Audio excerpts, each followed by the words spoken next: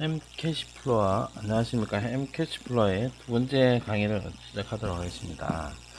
앞의 시간에 기업 회원에 대해서 가입을 하고 기업에서 기본적인 자료에 대해서 세팅 작업을 했습니다. 그럼 관리자는 회사 전체에 직원을 등록을 한다든지 그 다음에 시스템을 세팅한다든지 이런 작업을 할 수 있지만, 실제적으로 이 입력을 하는 사람은 회사의 격리를 담당하는 직원이 하겠죠. 그러면 격리 담당자와 관리자는 사용하는 메뉴라든지 등록하는 기능이 다르게 됩니다. 자, 이번 시간에는 관리자가 등록을 하고, 관리자 기본 개인 회원이 등록하려면 캐덴 소프트사에서 기업 회원이 성인이 난 상태에서 가입이 가능합니다. 기본적으로 기업 회원으로서 그냥 테스트는 할 수 있지만, 성인을 득한 후에 개인 회원을 등록할 수 있습니다. 그리고 또 개인 회원을 등록하게 되면 아무나 임의의 사람이 회사의 직원이 아닌데 회사의 격리 자금 부분을 들어가거나 볼 수 있기 때문에 아무나 들어가면 안 되겠죠. 그래서 회사의 정보, 기본적인 정보를 인지하고 성인을 한 사람이 한해서 들어가게 됩니다. 자, 그러면 회사의 관리자 개인 회원 멤버를 등록하도록 하겠습니다. 멤버를 등록할 때는 똑같이 mcashflow.net으로 웹사이트에 등록해서 개인 회원 가입을 들어가게 됩니다. 개인 회원 가입을 들어가게 되면 앞서 등록한 사업자 번호나 개인 사업자일 경우에 주민등록 번호를 확인을 하게 됩니다. 이거는 뭐냐면 기본적으로 회사에 대한 정보를 확인하는 부분입니다. 회사의 사업자 번호를 알고 업체 비밀번호를 알아야지 내가 그 회사에 등록을 할 수가 있는 거죠.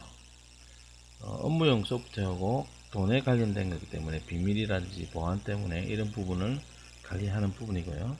앞서의 캐덴 소프트에 제가 사업자 번호를 888에 88 이렇게 였습니다. 그러면 사업자 번호를 넣고 비밀번호를 넣게 되면 이미 존재하는 회사일 경우에는 캐덴 소프트라고 뜨지만, 비밀번호가 이렇게 잘못됐다든지 이러면 업체 정보가 일치하지 않는다고 뜨게 됩니다. 그럴 경우에 사용자를 등록할 수가 없는 거죠. 그래서 저희 사용자를 등록하도록 하겠습니다. 저희 회사에 사용자를 등록하게 되면 저희 회사의 사용자를 이름을 등록하고요. 그 다음에 생년월일을 등록하게 됩니다. 임의로 등록하겠습니다. 그 다음에 이렇게 등록하게 되고요. 그 다음에 이메일을 제가 이메일을 임의로 정확하게 등록한데, 이 이메일은 왜 중요하냐면 이메일이 이제 로그 아이디가 됩니다. 그래서 이 로그 아이디가 되기 때문에 잘못 등록하면 로그인을 못하게 되겠죠. 그래서 저는 이메일을 정확하게 입력을 하고요. 마찬가지로 이메일에 대해서 직접 이메일을 저희 회사의 이메일을 등록하고 항상 중복 확인을 하게 됩니다. 그러면 사용 가능한 이메일이거나 이미 존재하고 있는 이메일은 등록이 불가능합니다. 그럴 경우에는 다른 이메일을 등록하고, 왜 그러냐면 이메일이 로그인 아이디로 쓰고 사용하고 있기 때문에 이메일이 중복이 있을 수가 없죠. 그래서 다른 이메일을 사용해야 합니다. 그 다음에 핸드폰 번호는 마찬가지로 좀 넣게 되고요. 그 다음에 로그인 할 때 비밀번호를 넣게 되고요. 이렇게 되고, 비밀번호가 일치하지 않으면 또 체크를 하게 됩니다. 그래서 일치하게 되고, 부서를 하고 직책을 넣게 됩니다. 그 다음에 주소도 쓰게 되면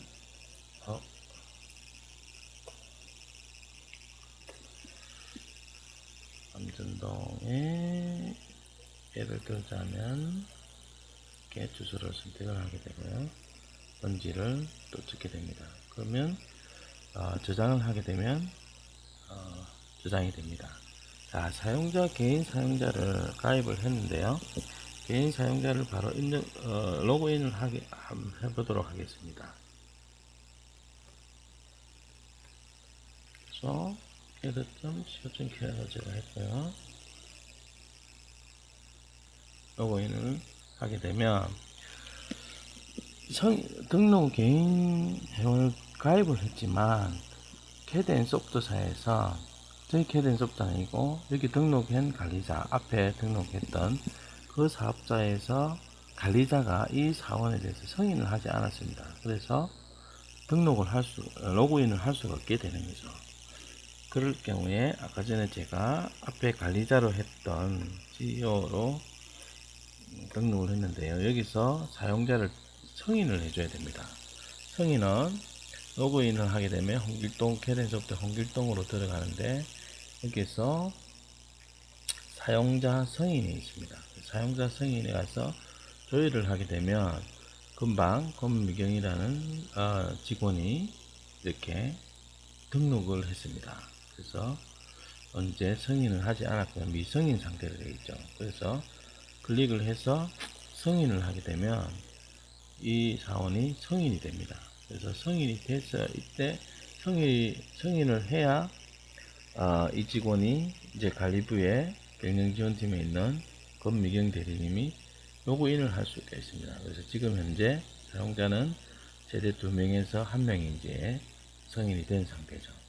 자, 이제 로그아웃을 해서 다시 승인이 됐기 때문에 다시 로그인을 하도록 하겠습니다.